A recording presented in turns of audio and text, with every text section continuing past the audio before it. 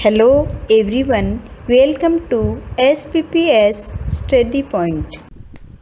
हाँ तो स्टूडेंट, आज हम ईवीएस में चैप्टर नंबर 6 पढ़ने जा रहे हैं। चैप्टर नंबर 6 का नाम है सीड बिकम्स प्लांट, यानी बीजों से पौधे कैसे बनते हैं, इसके बारे में आज इस चैप्टर में हम पढ़ेंगे। In your previous classes you have read about the plants are very useful for us, यानी पिछली क्लासों में आपने प्लांट्स के बारे में पढ़ा होगा कि प्लांट्स जो होते हैं वो हमारे लिए बहुत ही उपयोगी होते हैं। Different parts of plants are used as food in different ways, यानी हम पौधों का भिन्न भिन्न पार्ट्स हैं, अलग अलग जो भाग है वो खाने के रूप में काम में लेते हैं। तो आगे देखो स्टूडेंट्स, थिंक एंड आंसर, यानी यहाँ पर इसमें दे रखा है कि नेम ऑफ फूड आइटम्स, कुछ फूड आइटम्स हैं उनके नेम हैं और इनका कौन सा पार्ट हम खाने के रूप में काम में लेंगे ये देखना है। तो राइस का कौन सा पार्ट खाएंगे हम? सीड, यानी बीज राइस के जो खाने के रूप में हम काम में लेते हैं।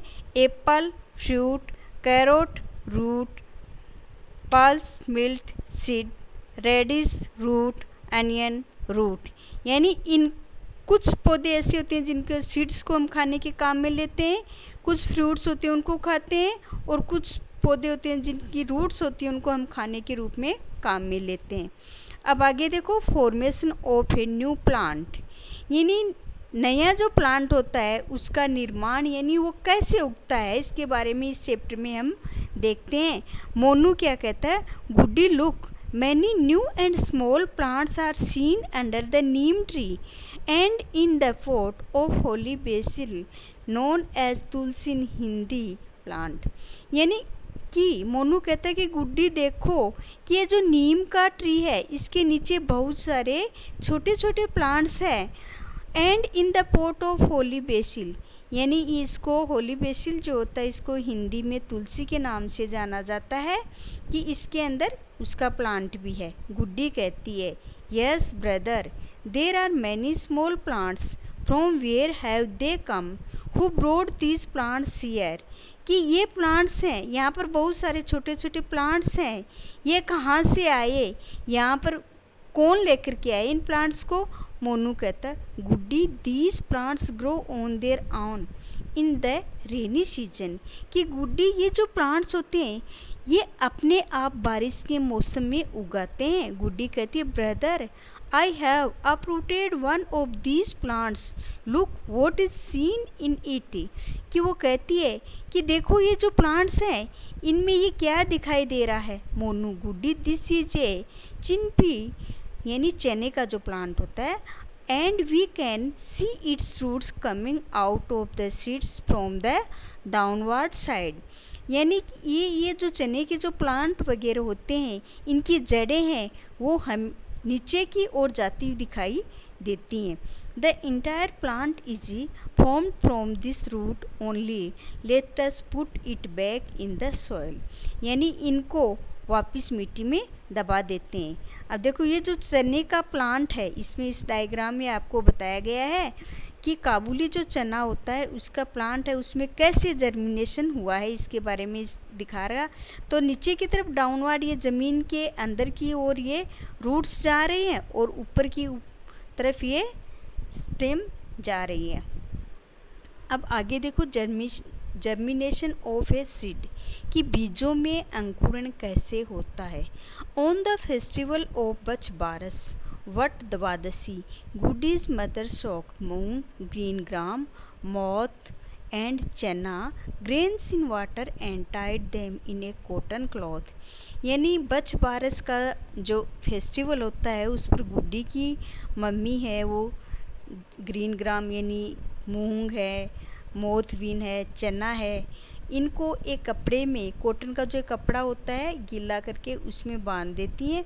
The next morning when she took out the moong, moth, चना सीड्स फॉर वर्शिप, अगले दिन जब वो पूजा के लिए इनको बाहर निकालती है, गुड्डी आस्क्ड हर मदर, अपनी माँ से गुड्डी पूछती है, Guddi mother what is this thread like white out growth emerging from inside the green grams, कि माता देखो, ये जो वाइट कलर का जो ऊपर की ओर उभरता हुआ धागे जैसा है वो इसमें कहाँ से आया।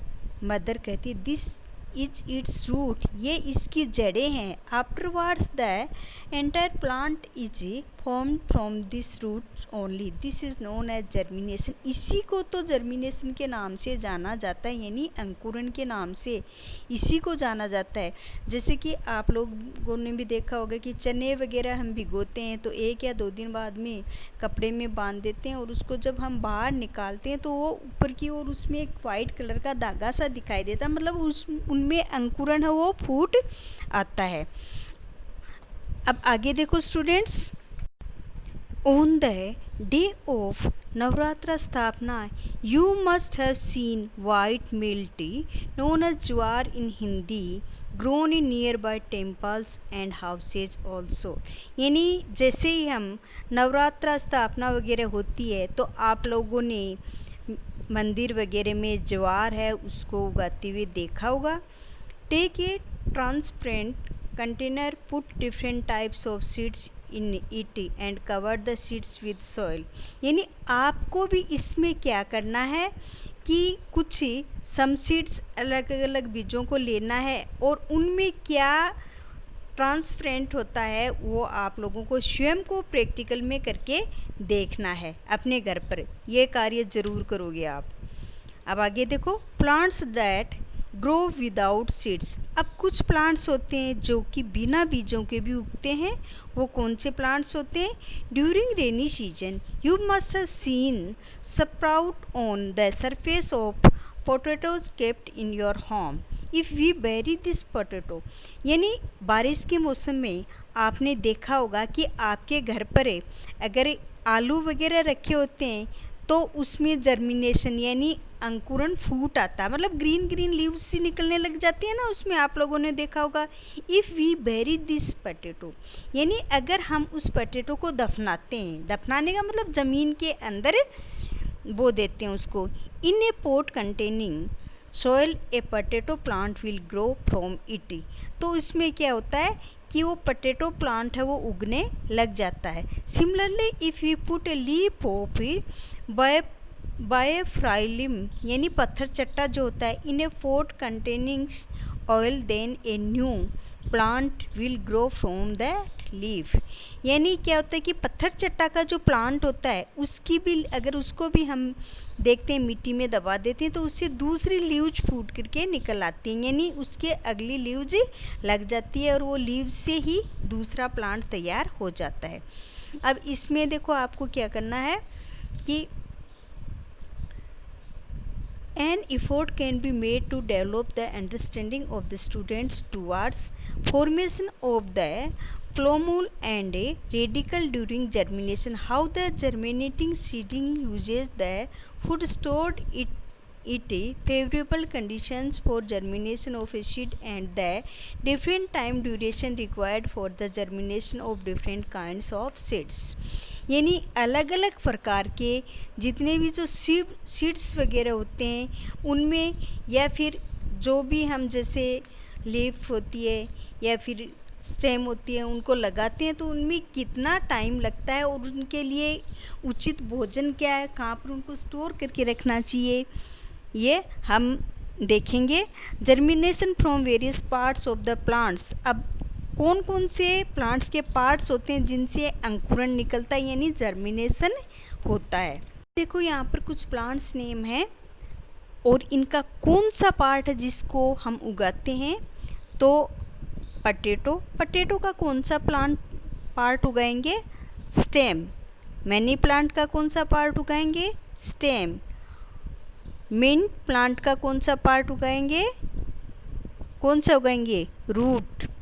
रोज का स्टेम, जेस्मिन का स्टेम और ब्रोएफाइलम यानी पत्थर चट्टा का कौन सा पार्ट उगाएंगे? लीफ। तो इस तरह से प्लांट्स हैं जिनके अलग अलग पार्ट उगाने से दूसरा प्लांट तैयार हो जाता है। अब ये तो हो गया प्लांट्स। अब डिस्पर्सल ऑफ सीड्स यानी बीजों का प्रसार कैसे होता है, एक स्थान से दूसरे स्थान पर बीज कैसे पहुंचते हैं, इसके बारे में हम देखते हैं। Meera saw a fig plant peepal on the wall of temple. यानी मीरा क्या देखती है कि एक बड़का या फिर पीपल का पेड़ है, वो मंदिर की दीवार में उसको दिखाई देता है। She thought that who must have grown this plant. वो सोचती है कि ये प्लांट किसने यहाँ पर उगाया। She asked her father and he told her that the seeds must have reached here through some birds और पिजन्स एसेट्रा। यानी वो अपने फादर से कहती है कि एंड ही टोल्ड हर, और उसके पापा उसको बताते हैं। जब वो अपने पापा से पूछती है तो बताते हैं कि यहाँ पर ये बीज कैसे पहुँचे। यानी या तो कुछ बर्ड्स जैसे पिजन्स वगैरह आदि लेकर के आए हैं। Similarly seeds sector in different places with the high speed wind they follow with the water or they may stick on the beak of the birds and body of the animals। अब देखो इसी तरह से क्या होता है कि बीज हैं वो एक स्थान से दूसरे स्थान पर या तो तेज़ हवा के साथ में या पानी के साथ में बहकर या फिर जानवर जो होते हैं उनकी चोंच के साथ में चिपक कर और कुछ बर्ड्स होते हैं उनके साथ में या फिर एनिमल्स की बॉडी के साथ में एक स्थान से दूसरे स्थान पर चले जाते हैं। This phenomenon of scattering of seeds is known as dispersal. और इस घटना को हम डिस्पर्सल के नाम से जानते हैं। यानी बीजों का इधर उधर एक स्थान से दूसरे स्थान पर बीज कैसे पहुंचते हैं। अब आगे देखो, प्लांट्स फ्रॉम फॉरेन कंट्रीज। यानी कुछ प्लांट्स हैं वो फॉरेन कंट्री से हमारे पास पहुँचे हैं। तो कैसे देखो, many people travel to foreign countries for business purpose. यानी कुछ ही लोग हैं वो विदेशों में जाते हैं, किस लिए, यानी बिजनेस के उद्देश्य के हिसाब से। During their transit they take many plants and animals from one place to another. यानी जब भी वो वहाँ पर जाते हैं तो आने जाने के साथ में वो अपने साथ में वहाँ से कुछ प्लांट्स लाते हैं या फिर एनिमल्स को भी ले आते हैं। जैसे कुछ लोग होते हैं विदेशों से डॉग वगैरह को ले आते हैं। The plants mentioned below have come to India from other countries. अब इसमें यहाँ पर नीचे हम देखेंगे कि कुछ प्लांट्स हैं जो कि अन्य देशों से हमारे देश में आए हैं। When people migrate and settle down at other place, these plants also shift from one place to another। यानी कुछ लोग हैं वो एक स्थान से दूसरे स्थान पर सेटल होते हैं या आते जाते हैं तो अपने साथ में प्लांट्स ले आते हैं। Go through the table given below in which the names of the plants and the place from where they have come in मेंटोन। यानी इस आगे एक टेबल दी हुई है, उसमें बताया गया है कि कुछ प्लांट्स हैं और उन प्लांट्स के कहाँ से कौन सी कंट्री से हमारे देश में लाए गए हैं। तो इसमें नेम ऑफ द प्लांट, सबसे पहले देखो टी का plant, name of the region from where it has come. यानी कहाँ से हमारे पास पहुँचा, तो चाइना से आया है। कौन सा प्लांट, टी का प्लांट। कॉफ़ी कहाँ से आया, अफ्रीका से। लेडी फिंगर कहाँ से आया, अफ्रीका से। कॉलीफ्लावर यूरोप से। पी कहाँ से आया, यूरोप से। तो ये जो प्लांट्स हैं अपने देश में आए। अब इसके अलावा एक प्लांट्स और है जो वो कहाँ से आया अपने देश में, इसके बारे में हम देखते हैं। देखो, the Britishers living in India brought a plant named lantana from south America.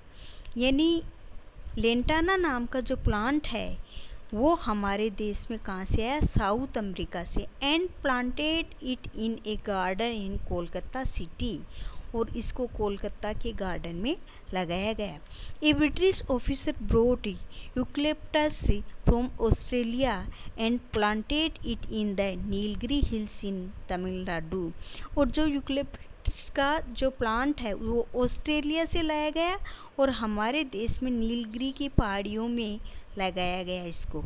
That is why it is also known as Nilgiri. इसलिए ये वैसे तमिलनाडु में है, लेकिन नीलगिरी की पहाड़ियों में होने के कारण इस प्लांट को नीलगिरी के नाम से भी जाना जाता है। When India import wheat from the United States of America, some seeds of Parthenium gajra घास came along with it and unnecessarily spread in our country। यानी जो गजरा घास होता है, गाजर के जैसा जो घास होता है, वो हमारे देश में कहाँ से आया? अमेरिका से आया। और किसके साथ में? यानी हम अमेरिका से गेहूँ लाए, तो गेहूँ के बीज के साथ में ये गाजर का जो घास है वो हमारे देश में आ गया और पूरी तरह से फैल गया। तो स्टूडेंट्स, इस तरह से हमने ये चैप्टर रीड कर लिया है। इसको आपको अच्छे से रीड करना है। Thank you.